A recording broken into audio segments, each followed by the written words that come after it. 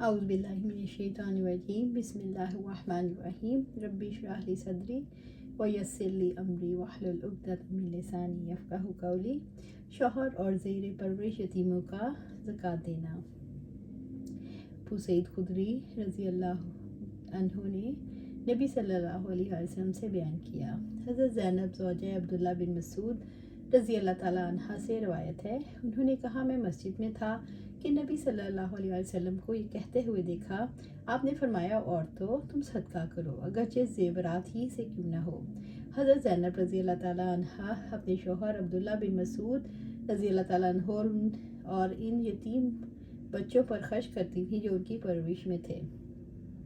انہوں نے اپنے شوہر عبداللہ بن مسعود رضی اللہ تعالیٰ عنہ سے کہا، آپ صلی اللہ علیہ وسلم سے دریافت کریں، آیا میرے لیے کافی ہے کہ میں تم پر اور ان یتیم بچوں پر خرچ کروں جو میری پرورش میں ہے، یعنی ان پر صدقہ کروں؟ عبداللہ بن مسعود رضی اللہ تعالیٰ نے فرمایا، تم خود ہی آپ صلی اللہ علیہ وسلم سے اس کے متعلق دریافت کر لو۔ چنانچہ میں نبی صلی اللہ علیہ وسلم کے پاس گئی اور آپ کے دروازے پر ایک انصاری عورت کو پایا، اس کی حاجت بھی میری حاجت جیسی تھی۔ اتنے میں ہمارے پاس بلال رضی اللہ تعالیٰ نے گزرے تو ہم نے کہا کہ نبی صلی اللہ علیہ وسلم سے دریافت کرو، آیا میرے لیے یہ کافی ہے کہ میں اپنے شوہر اور ان یتیم بچوں پر خرچ کروں جو میری پرورش میں ہے؟ اور ہم نے یہ بھی کہا کہ آپ سے ہمارا ذکر نہ کرنا۔ بلال رضی اللہ تعالیٰ اندر گئے اور آپ سے پوچھا تو آپ نے فرمایا، وہ دو عورتیں کون ہیں؟ بلال رضی اللہ تعالیٰ نے عرض کیا، زینب ہے۔ تو آپ نے فرمایا، کون سی زینب؟ بلال رضی اللہ تعالیٰ نے عرض کیا، عبداللہ بن مسعود رضی اللہ تعالیٰ عنہ کی بیوی۔ تو آپ نے فرمایا، ہاں، اس کے لیے دو اجر ہیں، ایک قرابت داری صلہ رحمی کا ثواب اور دوسرا صدقے کا اجر۔ سلمہ رضی اللہ تعالیٰ عنہا سے روایت ہے، انہوں نے کہا، میں نے عرض کیا، اللہ کے رسول، اگر میں ابو سلمہ رضی اللہ تعالیٰ عنہ کے بیٹوں پر خرچ کروں تو مجھے اجر ملے گا، حالانکہ وہ میرے بھی بیٹے ہیں؟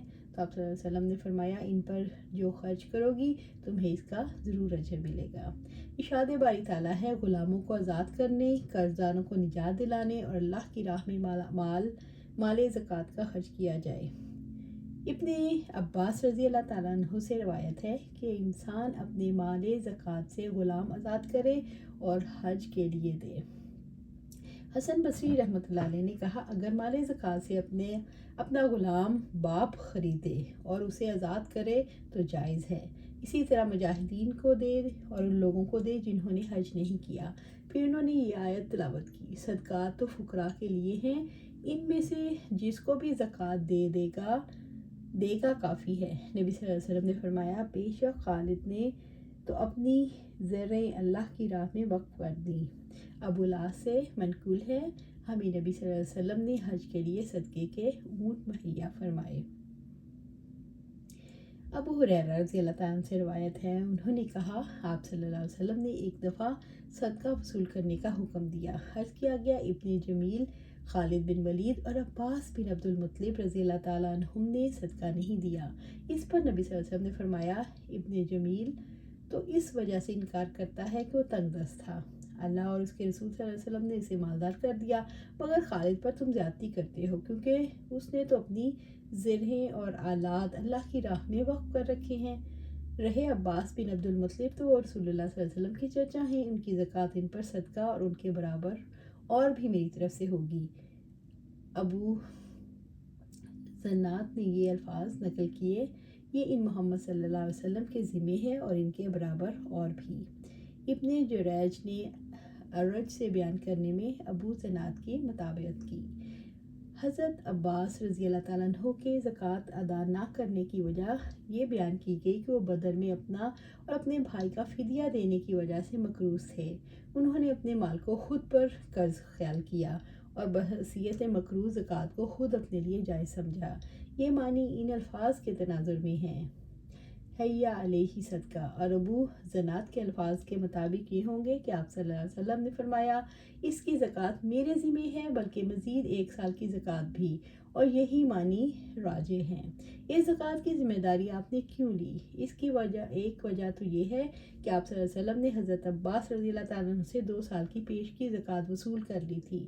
حافظ ابن حجر رحمۃ اللہ علیہ نے اگرچہ اس روایت کو سنداً کمزور کہا، لیکن راجح بات یہ ہے کہ یہ روایات حسن درجے کی ہیں۔ تفصیل کے لیے دیکھیے۔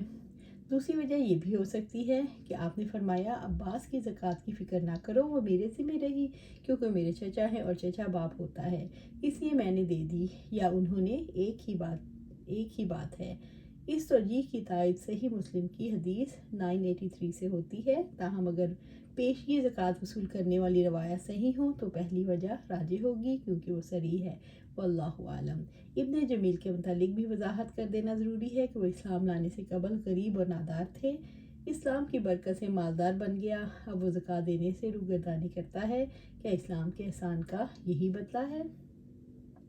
سوال کرنے سے اجتناب کرنا۔ ابو سعید خدری رضی اللہ تعالیٰ عنہ سے روایت ہے، انصار میں سے چند لوگوں نے آپ صلی اللہ علیہ وسلم سے مال کا سوال کیا تو آپ نے انہیں دے دیا، انہوں نے دوبارہ مانگا تو آپ نے پھر دے دیا، انہوں نے پھر دستے سوال پھیلایا تو آپ نے پھر عطا فرما دیا، یہاں تک کہ آپ کے پاس جو کچھ تھا سب ختم ہو گیا۔ بالآخر آپ صلی اللہ علیہ وسلم نے فرمایا، میرے پاس جو مال ہوگا اسے تم لوگوں سے بچا کر نہیں رکھوں گا، لیکن یاد رکھو جو شخص سوال کرنے سے بچے گا اللہ تعالیٰ اسے فقر و فاقہ سے بچا دے گا، اور جو شخص دنیا کے مال سے بے نیاز رہے گا اللہ اسے غنی کر دے گا، اور جو شخص صبر کرے گا اللہ اسے صابر بنا دے گا، اور کسی شخص کو صبر سے بہتر کوئی وسیع تر نعمت نہیں دی گئی۔ اللہ سبحانہ تعالیٰ ہمیں بھی صابرین میں شامل کرے، صابر اور شاکر بنا دے۔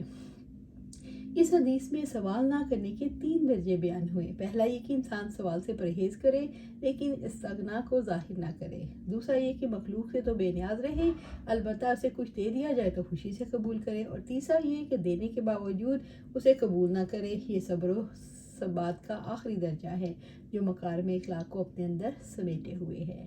اللہ سبحانہ تعالیٰ سے دعا ہے ہمیں صابر و شاکر بنائے، اور ہمیں جو اللہ نے ہمیں دیا اس پہ اللہ کی رضا میں راضی رہنے کی توفیق عطا فرمائے۔